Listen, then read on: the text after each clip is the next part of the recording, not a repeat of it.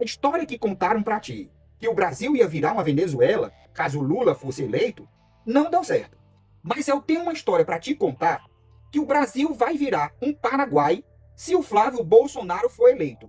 Eu vou te dizer por quê. No dia 10 de março deste ano, de 2026, o Paraguai firmou um acordo militar com os Estados Unidos. Os Estados Unidos poderão enviar soldados que poderão se movimentar livremente dentro do território paraguaio. Os navios norte-americanos, aeronaves norte-americanas, veículos militares norte-americanos, americanos armados poderão transitar livremente no Paraguai sem prestar contas sobre que armamentos eles estão usando, que veículos eles estão usando, nada disso. Obviamente, eles vão precisar de uma base militar, como a gente já viu no Oriente Médio, essas que o Irã destruiu, no Kuwait, no Iraque, na Arábia Saudita, nos Emirados, em todo canto. Eles vão poder ter a sua base, as suas bases militares aqui no nosso vizinho, na América Latina. Mas não é só isso. Os neocolonizadores estadunidenses utilizarão o seu próprio sistema de comunicação sem ter a obrigação de prestar contas ou de comunicar nada às autoridades paraguaias. Então, eles poderão obter informações sobre aqueles países e eles poderão estabelecer informações ultra-secretas entre os próprios norte-americanos. Além disso, segundo o acordo, os americanos, os militares americanos, não respondem à jurisprudência paraguaia. As leis paraguaias não se aplicam aos neocolonizadores. Os neocolonos só respondem às leis norte-americanas. É o Paraguai se consolidando como uma republiqueta latino-americana. Mas qual foi o fato que permitiu que o Paraguai firmasse esse acordo com os Estados Unidos? O Paraguai fez o que o Flávio Bolsonaro quer fazer. Ele classificou o crime organizado, as facções criminosas, como organização terrorista. O mês de março é o mês da coincidência. É a coincidência que no mês de março, no dia 10, o Paraguai firme um acordo com os Estados Unidos para uma cooperação militar que vai implicar a presença de bases militares norte-americanas dentro do território paraguaio. Mas também é o mês da coincidência, e é coincidência que Flávio Bolsonaro comece também em março uma campanha nacional para mudar o nome das facções criminosas, que passariam a ser chamadas de organizações terroristas. Então, é coincidência também que no mês de março, a Secretaria de Estado norte-americana nomeia o senhor extremista de direita, supremacista branco, Darren Beatty, como conselheiro sênior para a política brasileira. É coincidência também do mês de março que o nosso diplomata, o chanceler Mauro Vieira, liga, depois dessa decisão norte-americana, ele liga no domingo para o secretário de Estado norte-americano, o senhor Marco Rubio, também extremista de direita cubano, para falar sobre essa questão, muito preocupado das consequências de tal mudança de nomenclatura, que vão desde bloqueio internacional das nossas finanças, bloqueio dos nossos ativos internacionais, como, por exemplo, a reserva monetária deixada pelo PT de 357 bilhões de dólares, que na nossa moeda somam 1,87 trilhões de reais, quase 2 trilhões de reais. E a cereja do bolo dessas consequências é o isolamento comercial brasileiro.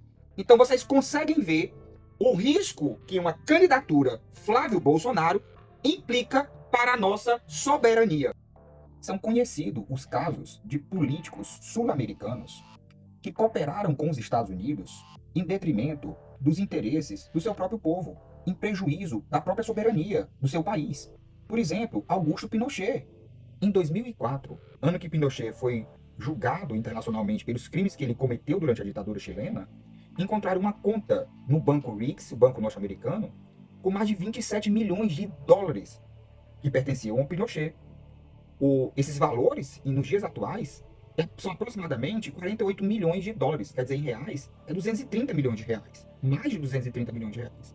Então é vantajoso, muitas vezes, para algumas lideranças sul-americanas, ditadores ou pessoas com vocação para ditadores, como é o caso do Flávio Bolsonaro, que já disse que durante o seu mandato ele concede anistia ou indulto para os golpistas do 8 de janeiro E se por acaso a oposição, PT ou outro partido, vier solicitar a inconstitucionalidade de tal medida junto à Suprema Corte, ele já disse que ele sai das quatro linhas. Então voltou toda essa retórica, voltou a vocação ditatorial de um presidente latino-americano. E os Estados Unidos sabem ler essa deixa. Eles sabem se aproveitar de gente nesse perfil. O Pinochet, quer dizer, toda a história da América Latina é a história dessa relação com os Estados Unidos. Dessa relação de países que não são soberanos, que são sujeitos, que são países subordinados aos interesses de Washington. Um caso muito pior de ditadores que enriqueceram abrindo mão da soberania do seu próprio país, em prejuízo do seu próprio povo, é o caso da Nicarágua. Pai, Antônio Somoza Garcia, filho, Luiz Somoza de Bale, filho mais velho, e o filho mais novo, Antônio Somoza de Bale, que governaram a Nicarágua por 43 anos, de 1936 até 1979. O caso da Nicarágua é o caso de um clã familiar autoritário, uma família autoritária, ditatorial, que governou um país latino-americano por 43 anos, de 39 a 79. No final das contas, só o enriquecimento do Anastácio Somoza Garcia, o patriarca da história, o Bolsonaro da Nicarágua, ele somou mais de 9 bilhões de dólares no final da história. A questão é, que vantagem o Departamento de Estado norte-americano pode estar oferecendo ao clã Bolsonaro para colocar em risco a nossa soberania em favor dos interesses de uma outra nação?